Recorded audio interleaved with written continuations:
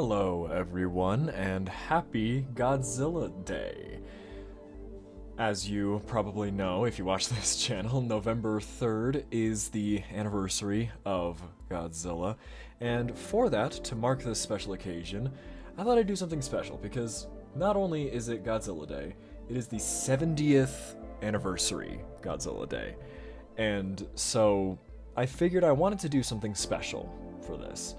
So I thought I would talk to you for a little bit about my favorite Godzilla toys in my collection, and like why they're so important to me, and just how I feel about them and things like that. Just a little sentimental diatribe because I'm kind of in my feelings about Godzilla right now. So yeah, the Godzilla Day festivities have been really great, so definitely expect a good few videos from all the stuff coming out.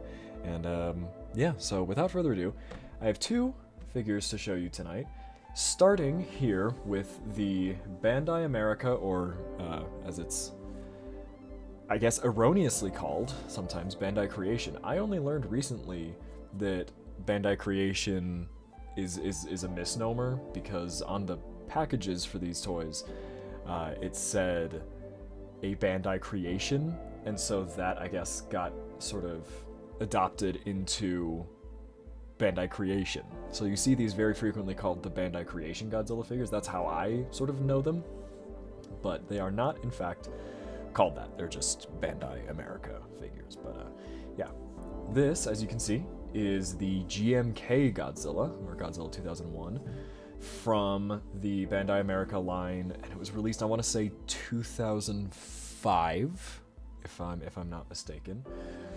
And I absolutely adore this thing. This is not my one from childhood. This is one that I acquired more recently, but obviously it's, you know, it's the same thing. So this one's important to me for a few reasons.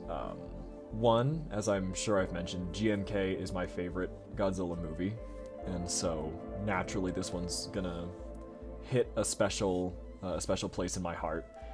And it's just, this is very, like, foundational to how I collect, you know, because being a kid in the 2000s, I was born in 2003, and so the internet was kind of a young thing at that point, and it was basically like my tool that I could learn about Godzilla stuff, that I could learn about these sort of esoteric corners of the Godzilla series that I wouldn't otherwise be privy to, you know, because we had the movies over here, not all of them, of course, but we had a good swath of the movies, and I, of course, watched those obsessively.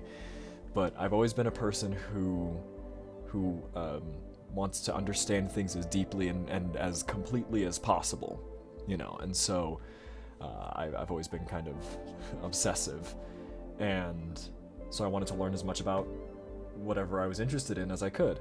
So early YouTube was a really fantastic tool for learning about all these different facets of the franchise, you know, and so this is also very synonymous to me with, like, the Pipeworks, the Atari Pipeworks Godzilla games, Save the Earth, which at time of recording was released 20 years ago, which makes me feel fucking ancient, but, you know, whatever.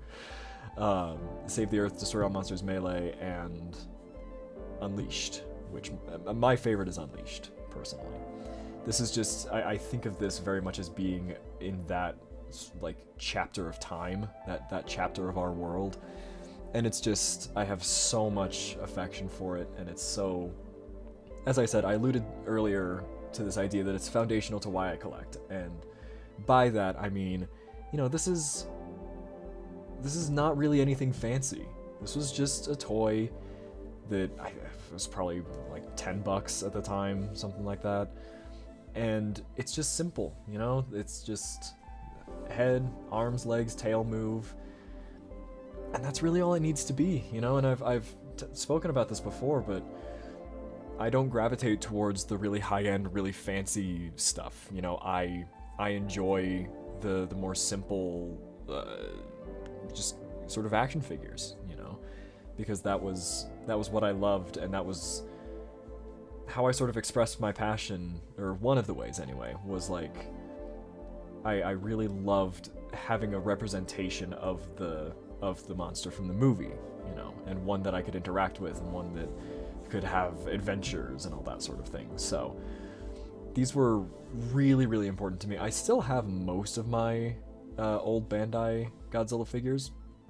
I sadly did lose a couple over the years, and GMK Godzilla tragically was one of them, which is why I got this one to get this toy back in my life, which I'm really, really, really happy I did. This is possibly my favorite thing in my collection, period. It's just, this is so precious to me, and this is so, I don't know, it serves as a reminder to me of where all of this came from, what all of this means to me, and that's really special. You know, it's just very, like, fundamental to why I love Godzilla in general. The design and the vibe of it, the energy, just everything about it is so, I don't know, it's just such an honest expression of that for me. Obviously, it's not perfect. You can see some of the proportions are a little bit wonky.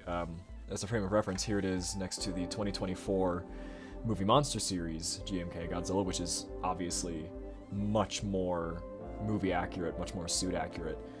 But this one just has a charm all its own. I think it has a vibe and an energy all its own. And as much as I love this, and this will be discussed further in the top figures of 2024 list, I kind of love it in a different way.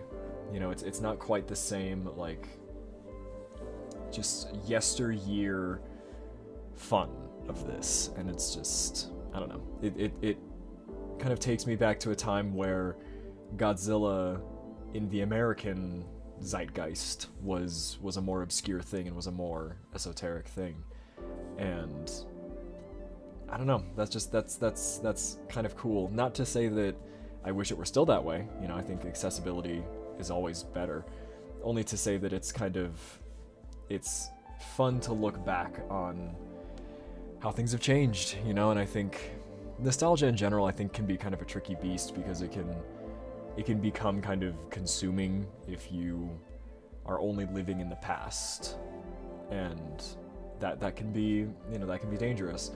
That being said, I think it's important to cherish things from the past, and I think it's important to, you know, see them in the context of the bigger picture, so you can see how things are different and what you can learn from that, and take what it meant to you and let that inform what it means to you, you know. So I don't feel that trying to recapture is necessarily a healthy approach, so much as like maintaining a relationship with, you know. And so the time that this reminds me of, it's not necessarily a time that I'd want to go back to, because I don't have any of the resources or independence that I do now, and it would be omitting a lot of the really great things about my life now. But remembering it and sort of keeping it in my heart can be grounding, and it can help inform how I evolve over time, and how my approach to my work and my hobbies changes over time. So, not to get like waxing philosophical, but I did say this was going to be kind of a sentimental video. So I just really, really cherish this thing. It is very, very, very precious to me, and I'm so happy to have been able to reacquire it, and in such good condition as well, because the Bandai, I'm gonna call them Bandai Creation. I understand that that's not correct. That's how it is programmed in my brain. The Bandai Creation Godzilla stuff, depending on what it is, they're not terribly difficult to get a hold of these days. Some of them are, but not all of them. And this one thankfully wasn't too much of a problem.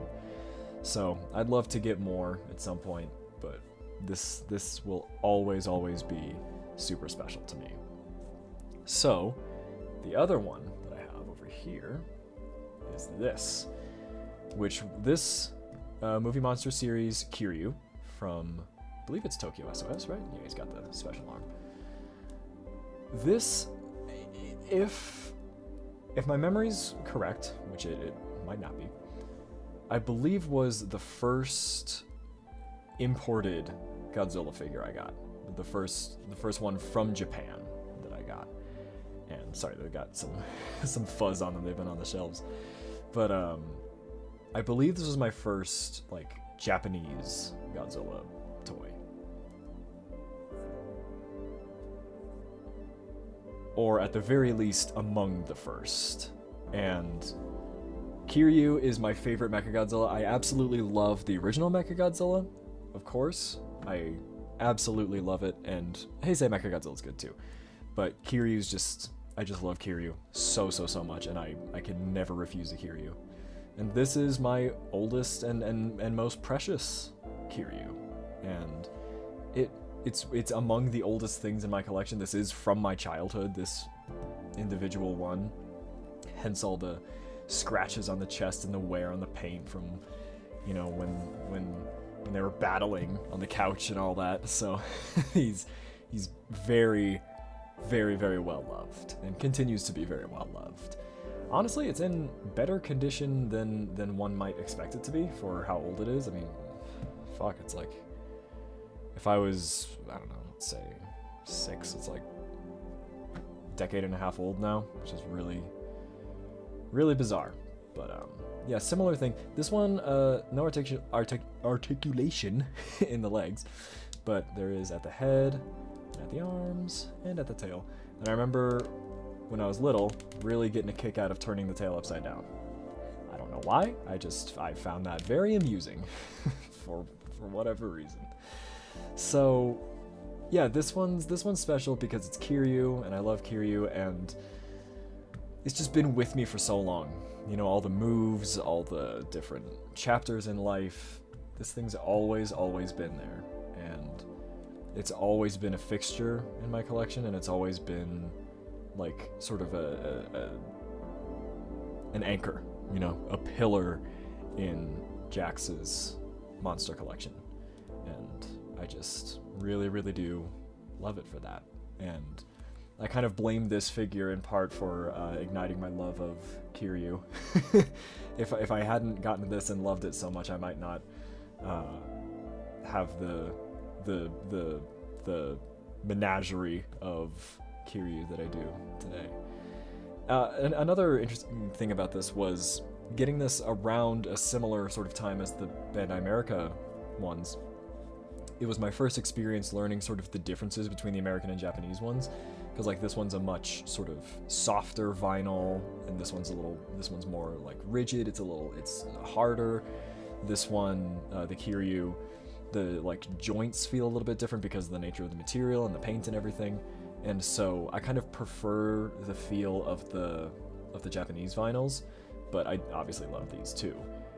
I don't know exactly why that's the case. I don't know why, in particular, they are made out of like slightly different materials like that. For whatever reason, they are. Maybe it's like an issue of cost. Maybe it's an issue of like resources in different factories, or you know, what have you. Whatever the case may be, it's a difference that I remember noticing and thinking, oh, that's interesting. So yeah, just so many wonderful memories with these. And I guess the larger sort of point that I want to get to by talking about these is that don't let anyone tell you that you're doing your passion wrong, you know, because it's no secret that I like things that popular consensus is that they're bad and they're dumb and they're silly and they're not to be taken seriously, like Godzilla and like these monster movies and all this sort of stuff. So it's a lesson that I've very much had to learn the hard way. But if you're passionate about something, if you love something, fucking love it. You know what I mean? And like, don't let anyone tell you that you're doing it wrong, you know. And even sort of narrowing that, if we're talking about collecting specifically, get the ones you want. You know, I fell into a mentality for a long time of trying to figure out which ones I should get, you know, which ones are important to get, which ones I need yada yada, and that's all beside the point. You know, at the end of the day, your hobby and your creating your space where you express your passions and where you express what you care about, that needs to come only from what you want and what you care about and what you want to express, you know. And so following your heart has to be paid attention to. You know, you really have to follow your heart when it comes to buying toys, you know. It's like collecting toys. It's if there was anything to be just honest with yourself about and just follow follow your heart about, it must be this. So I think I really want to I want to try to impart that, and I also want to try to impart that, you know, it can be difficult to be like a nerd, you know, to be sort of on the outside and things like that, and it can be discouraging sometimes. And so I would just, if there's anybody who feels alienated, who feels other, who feels isolated because of their interests or because they're an anxious person or whatever, you know, what I would say is I absolutely get it, because that is my life, and there are so many wonderful things waiting for you if you are open to them, and if you are honest with yourself and with others, and if you are who you are, you know, and you do your best to be the best version of yourself and to be as good as you can be to the people around you, and to try to, you know, do what you believe in, you know, do what matters to you, and make the world better through that. It really is a great thing. It's not an easy thing, but it's a great thing. And so I would encourage you not to ever abandon your passions, ever. And the reason I've been thinking about that is, like, you know, we're at the 70th anniversary. That does not happen often. And it's just, it's really rewarding, having been a fan for essentially my entire life. Seeing how far things have come, seeing all the amazing things that we're getting now and all the amazing things we're seeing, I'm feeling a lot of gratitude, and I wanted to try to express some of that. So I am gonna watch a Godzilla movie tomorrow. I haven't decided which one, but I will watch one tomorrow for Godzilla Day, and there will be plenty to talk about and plenty of fun stuff on the way. So I really do hope you enjoyed this. Just random, sort of slightly different, special little thing that I wanted to do. If so, consider liking, commenting, subscribing, and I'd love to hear from you about, like, what your journey is with all this. You know, how did you discover Godzilla, or whatever you're passionate about, and what it means to you and all that, because everybody deserves that, you know. So yeah, I hope you enjoyed. I will see you again soon, and until then, bump the camera. Until then, please do be kind to yourself and others, and good night.